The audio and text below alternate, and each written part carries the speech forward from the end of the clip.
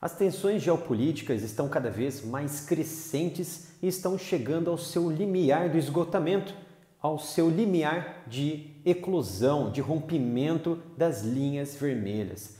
Isso acontece principalmente por alguns fatores decorrentes do Oriente Médio e também na Ucrânia. Mas no último sábado, Israel sofreu um grande ataque por mísseis de fabricação iraniana e também montados dentro do Líbano pelo grupo terrorista Hezbollah, que atacou as linhas de fronteira mais ao norte de Israel e também mais ao oeste de Israel, na região noroeste de Israel, perto de Haifa.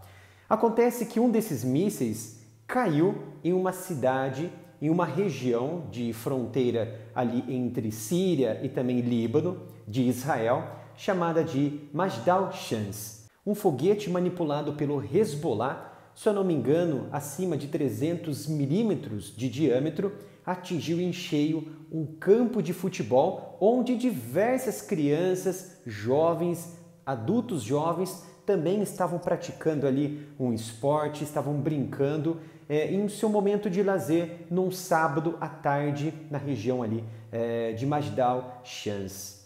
Quando esse foguete estava chegando perto, sirenes começaram a soar em toda a cidade. Não deu tempo para que as crianças, os adultos se recolhessem para uma área, um abrigo antiaéreo seguro. Foi então que esse foguete disparado pelo Hezbollah caiu no campo de futebol, matando 12 crianças, deixando diversas outras gravemente feridas. Foi um ataque cruel que visou exclusivamente não postos militares, unidades militares, comboios, não. Mirou exclusivamente uma região civil, onde estava sendo praticado um esporte por pessoas, por crianças civis. Foi então que Israel iniciou uma investigação dos artefatos, das partes desse foguete e determinou que se tratava realmente de um foguete de fabricação iraniana, de fabricação persa, que foi manipulado pelo Hezbollah. Então, essa foi a primeira surtida do Hezbollah, que trouxe um ar ainda mais de vingança, de retaliação dentro da ala militar e também da ala civil, dos cidadãos que apoiam os militares israelenses.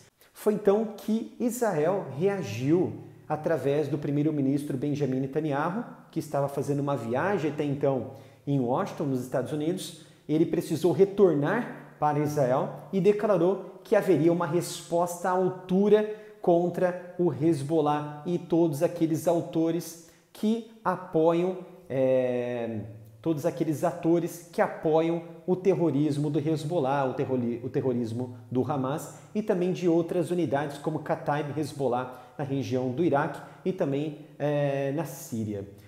Então, a ala militar de Israel se reuniu, começaram a fazer estratégias do que eles poderiam estar retalhando, quais as unidades poderiam ser utilizadas e quem seriam os alvos deste ataque. Né?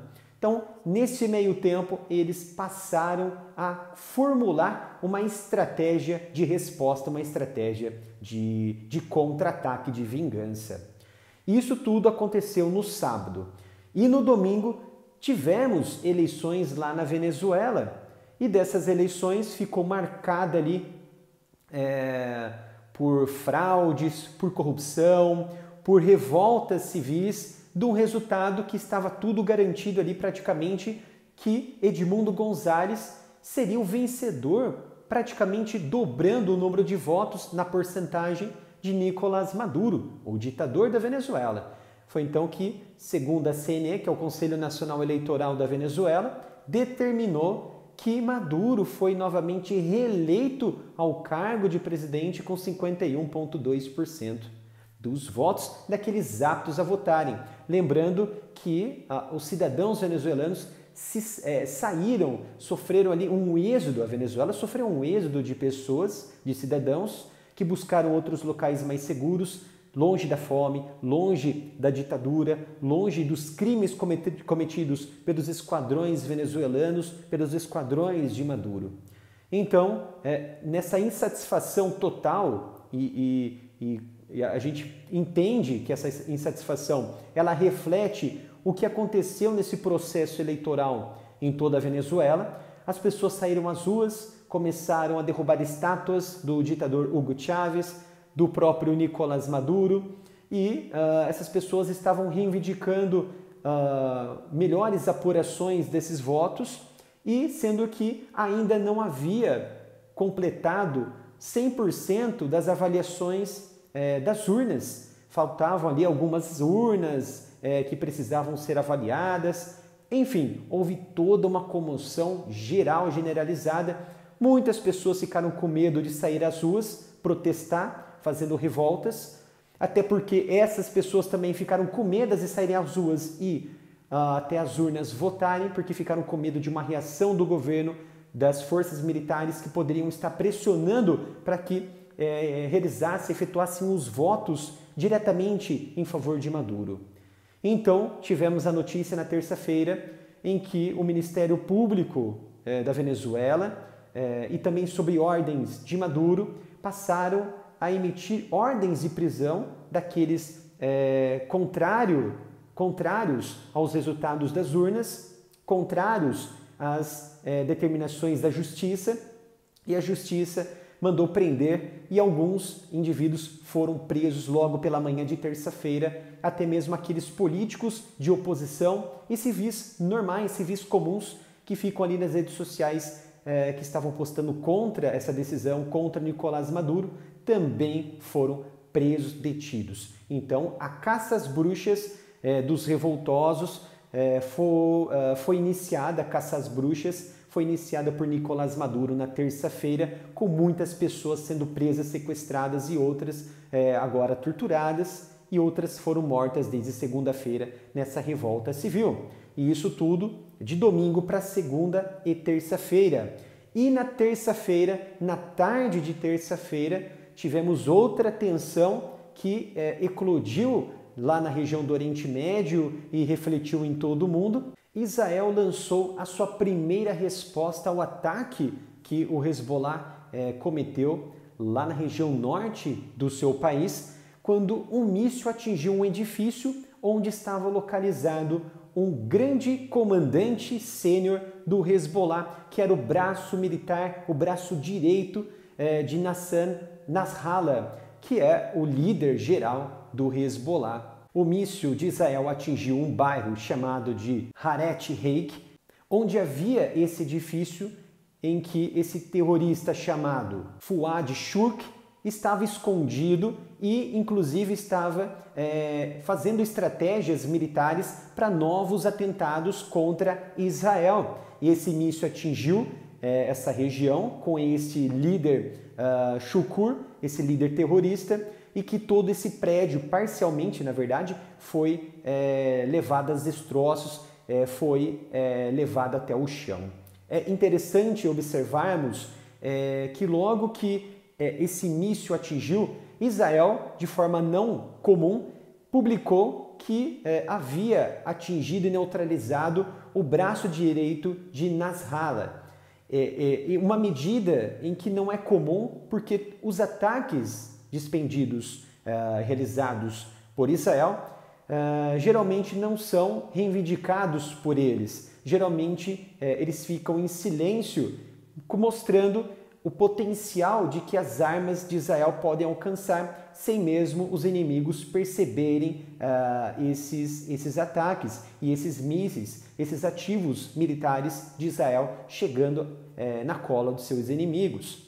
Então, a cereja do bolo veio logo na quarta-feira de manhã, quando o grande líder, o principal líder do Hamas, Ismail Haniyeh, foi morto em um ataque de míssil direcionado, de míssil de alta precisão, provavelmente de Israel, até porque, como havia dito, Israel não se manifesta diante desses ataques, principalmente considerando ali questões relacionadas ao Irã, ele não se manifestou, Israel não se manifestou, mas este míssil atingiu em cheio um edifício que pertencia à Força Quds, mas estava à disposição do líder principal do Hamas, Ismail Haniyeh, que agora não é mais líder porque foi morto nesse ataque de míssil contra a sua residência, onde que ele estava fazendo ali um repouso logo após participar da cerimônia de posse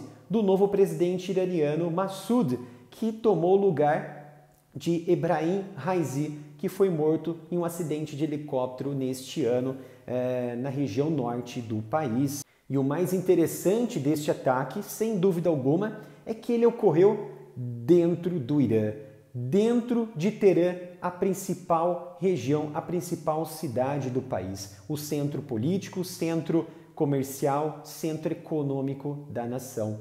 Uma clara resposta de Israel para os líderes, principalmente o Ayatollah Ali Khamenei e para o novo presidente iraniano Massoud, de que Israel está sempre à disposição de retaliação e de resposta quando ocorre uma agressão contra os seus pares, contra os seus cidadãos, contra os seus militares. E que uma resposta clara de que não importa o local, os seus alvos sempre serão atingidos conforme a conveniência de Mossad e as conveniências das forças militares de Israel. E também mais interessante é que nessa cerimônia de posse do novo presidente Massoud, presidente iraniano, quem participou desse evento foi o vice-presidente brasileiro Geraldo Alckmin, que inclusive foi flagrado ao lado de Ismail Haniyeh pouco antes dele ser morto em sua residência com ataque de míssil direcionado por Israel. Infelizmente, uma imagem triste para a soberania brasileira, que pode ali ter muitos problemas futuros se assim Donald Trump retornar à presidência da Casa Branca em novembro. Provavelmente vai ali disputar com Kamala Harris, e essa figura, Geraldo Alckmin, que se encontrou com diversos líderes ali que são considerados terroristas e ficou ao lado ali de indivíduos como dos Houthis, como do Kataib Hezbollah, do Hezbollah e ali também do Hamas. Uma vergonha para a imagem do Brasil no cenário principalmente geopolítico, no cenário internacional, que mancha ainda mais a nossa moralidade e toda a nossa sociedade que é trabalhadora, que é honesta. E provavelmente o Brasil vai ter grandes problemas no futuro com a volta de Donald Trump. Espero que tenham gostado deste resumo das últimas horas, em que mostra a situação cada vez mais intensa e tensa na geopolítica global. Não se esqueça de dar o seu gostei, compartilhar esse vídeo, se inscrever e ativar o sino de notificação para não perder nenhum vídeo aqui no canal. Obrigado pela sua presença e nos vemos no próximo vídeo aqui no canal.